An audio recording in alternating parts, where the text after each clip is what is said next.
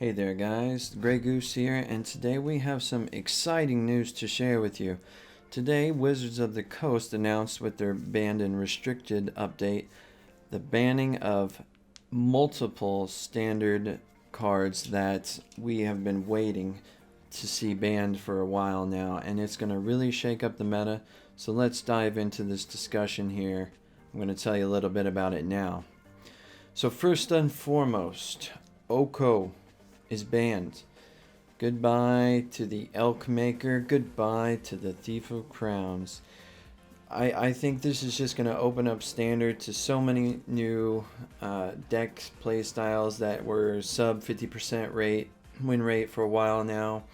Maybe we'll actually see the three archetypes come back into play: aggro, control, combo, instead of this aggressively mid-rangey dominant meta we've seen for the past however many weeks now that Throne of Eldraine has been out. And it's impressive that Wizards actually didn't pull back and hold back their punches on this banning, because the last time a Mythic card has been banned in Standard was back in 2017 with Aetherworks Marvel. And in fact, the last Planeswalker that has been banned in Standard was back in 2011 with Jace the Mind Sculptor. And it's even more of an impressive feat because never before has a Standard Mythic of the most recent set ever been banned. So this is pretty impressive for Wizards of the Coast to do. I think going forward now, we're going to know that if something truly does get out of line, they're going to be more willing to take that step and go ahead and ban it, regardless of what the player base thinks.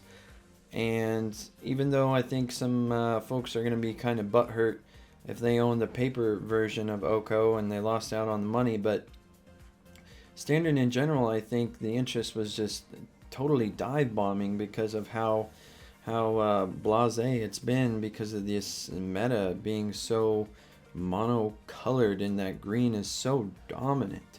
In fact, in the banned and restricted announcement, it talked a little bit about the reasoning behind it all, and they quoted Mythic Championship Richmond as showing over 70% of decks having Oko in it. So only 30% of people who showed up didn't have one card. That's how strong this was. And also with the data they gleaned in Magic the Gathering Arena, it showed that clearly Oko had to be banned. What's surprising is that they took this a couple steps further even, and I'm very, very kind of shocked but happy. The next one that they banned in Standard was Once Upon a Time, and I think a lot of people have been crying for this to be banned as well, and I'm a fan of it also because the consistency it brought to green decks was just absurd. It's essentially like starting with 56 card deck instead of a 60, because it was a fair chance that it'd be in your opening hand. Regardless, if it wasn't, if you drew it in the next turn or two, you'd probably end up paying for free. And then you can fix your mana base, you can fix the creature that you want to get out. It's more consistent to get the Gilded Goose, which gets Oko on turn 2. It's just part of the whole package that makes it insane. Not just for Oko, but for green in general to be so dominant. And rounding out the green bannings, and in fact the end of the Standard, is Veil of Summer. And I'm really impressed that they banned this one too, because it is a hate card, meaning it specifically targets black and targets blue. The impressive part is they went ahead and banned this hate card, but now it's going to allow black and blue cards to come back more into meta. Esper, for example, has been shut down because two of the colors of Esper, black and blue, were completely negated by this one card alone. And not only did it shut it down, but it gave value in card draw. It was a severely busted card, and I'm super happy that Wizards decided that it had to go too.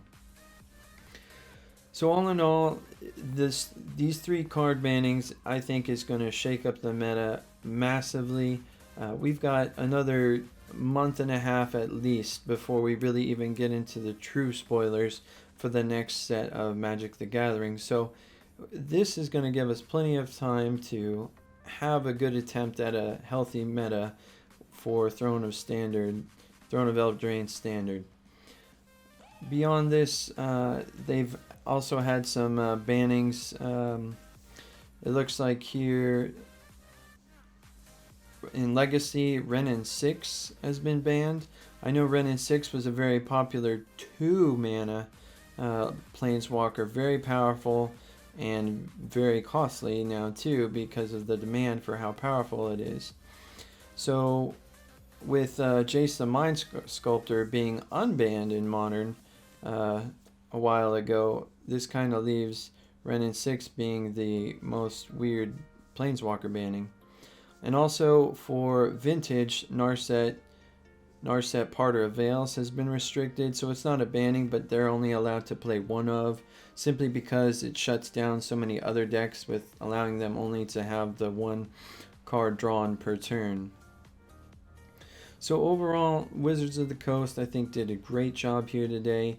In Arena, you're going to get your wild cards for Oko, wild cards for Once Upon a Time, and for Veil of Summer. So you could be logging in active immediately to Arena and getting 4 of wild cards, assuming you had all those. In paper, I believe these changes don't come into effect for like 2 or 3 days from now.